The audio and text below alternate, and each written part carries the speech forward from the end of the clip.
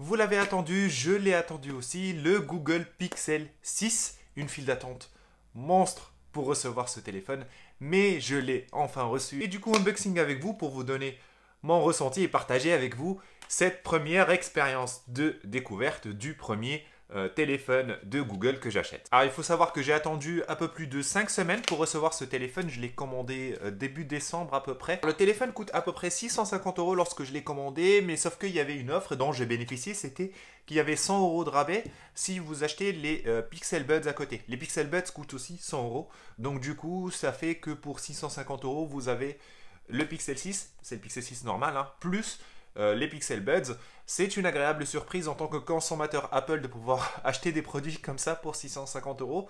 C'est vraiment une agréable surprise. Pour les Pixel Buds, pensez à vous abonner parce que je vais faire une revue qui va être, je pense, intéressante pour pas mal d'entre vous. Donc pensez à vous abonner pour ne pas la louper. La petite déception juste, c'est que ce produit n'est disponible que sur le store de Google. Donc je n'ai pas pu le commander sur Amazon. Concurrence entre les grosses boîtes oblige. Malheureusement, je ne peux pas du coup bénéficier de la garantie de 2 ans d'Amazon qui est super intéressante dans le cas de pépin. Donc, il faudra tester la garantie de Google. Bon, j'espère que je n'aurai pas à la tester pendant ces 2 ans. Mais sinon, la livraison s'est très très bien passée, hormis ces délais de 5 semaines, je pense, qui sont dus à des problématiques de stock. Le livreur m'a appelé pour voir si j'étais à la maison ou pas avant de me livrer. Et ça, c'était quand même super agréable. Et donc, on commence tout de suite avec l'unboxing. Bon, pour la boîte, perso, je trouve que c'est une boîte assez moche. Je suis un peu déçu. Je me suis dit peut-être qu'il y a une boîte à l'intérieur de la boîte où il y a quand même la photo du téléphone, j'en sais rien. Mais ça, c'est vraiment une esthétique assez sobre. Peut-être que ça plaira à certains d'entre vous, mais en tout cas, moi, là, comme ça ne me donne pas vraiment l'impression d'avoir un produit high-tech haut de gamme lorsque je reçois un colis, un carton comme ça. Ah bah voilà, en fait il y avait une autre boîte à l'intérieur, donc pour le coup j'étais mauvaise langue, voilà. Donc là, effectivement, une boîte comme ça où il y a la photo du téléphone, bah c'est quand même assez cool. Moi j'ai pris la version noir carbone que vous pouvez voir sur la photo, donc on va voir ce que va contenir le colis.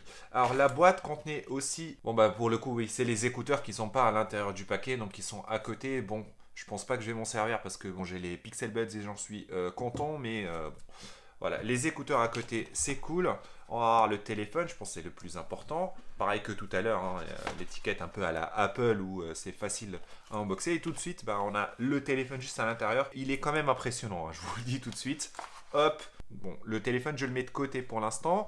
Et à côté, on a le câble USB-C, un petit adapteur USB vers USB-C et bien sûr les manuels qu'on ne va jamais lire. Alors pour le téléphone, alors comme je vous ai dit, moi j'ai choisi la couleur noir carbone avec une finition un peu noire qui vire un peu vers le gris. J'ai trouvé que c'était une couleur très design, très moderne, assez sobre. En tout cas, j'adore cette couleur et je trouve qu'effectivement ça rend plutôt pas mal.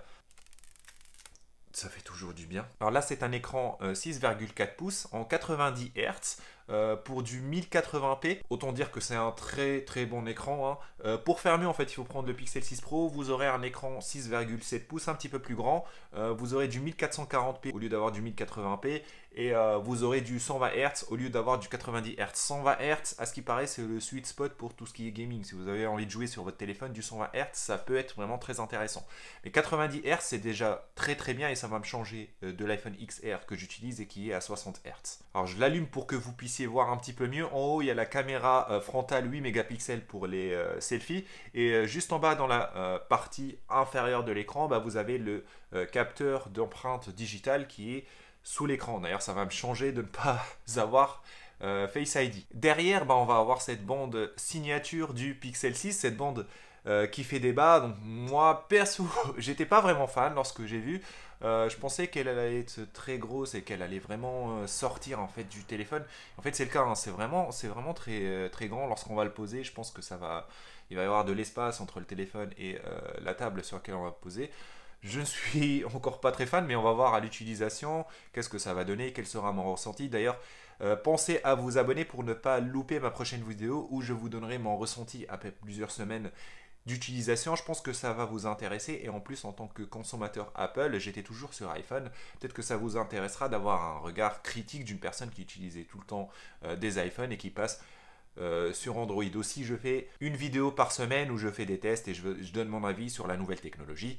Donc abonnez-vous si ce genre de contenu vous intéresse. Alors pour les appareils photo qu'il y a derrière, pour les caméras, il y a deux caméras, une caméra ultra grand angle qui va filmer et prendre des photos à 12 mégapixels et une caméra grand angle qui va prendre des photos à 50 mégapixels. Et ça c'est énorme et c'est principalement la raison pour laquelle j'ai acheté ce téléphone, parce que pour 650 euros, quasiment 550 avec l'offre, vous avez un téléphone avec une qualité de caméra et d'appareil photo de dingue. En fait, c'est l'une des meilleures sur le marché. Et ça, c'est vraiment le point fort du téléphone. Aussi, vous avez intégré le capteur LDAF qu'ils appellent. En fait, c'est un faisceau laser qui vient vous aider lors de la prise d'autofocus à longue distance, que ce soit en ultra grand angle ou en grand angle. Et même en cas de faible luminosité, ça va vous permettre de gérer l'autofocus. Et ça aussi, je vais le tester pour voir ce que ça va donner. Mais je pense aussi que c'est une fonctionnalité qui va être vraiment ultra intéressante. Alors, juste à côté, il y a le petit G de Google, on va le dire, il en jette. Moi, je trouve qu'il en jette, qu'il est classe, très sobre, parfait. En dessous, derrière ce logo Google, il y a la batterie. 4400 mAh pour cette batterie. Ils disent que c'est une batterie qui durera une journée facilement. 4400, effectivement, ça va durer facile une journée. Après, c'est le problème avec les smartphones Android. Ils disent que ça va durer une journée, mais finalement, les applications Android, on peut avoir de la merde, disons-le. Des applications qui vont bouffer beaucoup d'énergie et qui vont plomber la batterie. Donc faites gaffe au niveau des applications que vous installez, essayez de monitorer un petit peu tout ça et regardez quelle application bouffe de la batterie ou pas. Pareil, je vous donnerai mon ressenti après utilisation. Derrière aussi, il y a le petit CPU, le processeur Tensor de chez Google. Alors je pense que c'est la première fois qu'ils font ça. De mémoire, c'est ils ont développé Google leur propre CPU pour ce smartphone Android. Et ça, c'est une très bonne chose dans la tech. Apple le fait avec ses processeurs M1 et avec les processeurs qu'elle fournit dans ses smartphones aussi. Et ça permet d'avoir des processeurs qui sont vraiment faits pour le téléphone, qui sont adaptés pour le téléphone pour avoir un rendu mémoire optimal. Et ça, je pense que ça va être un très gros point positif pour le téléphone. J'adore quand les constructeurs commencent à faire ça. Ça leur donne aussi beaucoup plus de liberté, d'avoir des processeurs optimisés. Donc c'est vraiment une très bonne chose. Et les revendeurs de téléphones devraient faire ça plus souvent. Après, il faut qu'ils aient les moyens de le faire aussi et c'est pas forcément évident. Donc voilà, Google Pixel 6, il faut que je fasse toute la partie configuration, tout ça, et que je mette ma puce et que je commence à l'utiliser pour que je puisse vous donner mon retour le plus complet possible sur ce téléphone. Si vous hésitez à acheter un MacBook M1, pensez à regarder la vidéo qui vient d'apparaître juste au-dessus. Pensez à vous abonner pour ne pas louper mes prochaines vidéos et je vous dis à plus pour une prochaine vidéo.